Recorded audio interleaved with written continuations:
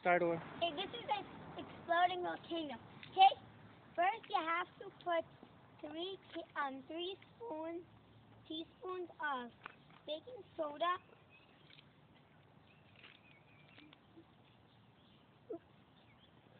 It's okay, a little bit still.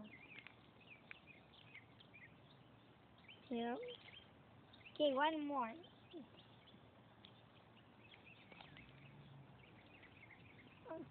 Okay, good. There. Okay, then you get some vinegar Mm-hmm. and 1 ounce of vinegar and add 5 drops of red or yellow food coloring so it will look real. The lava will look real. Five. Okay. Then, what's that back up? It's okay. When you're ready to make it explode,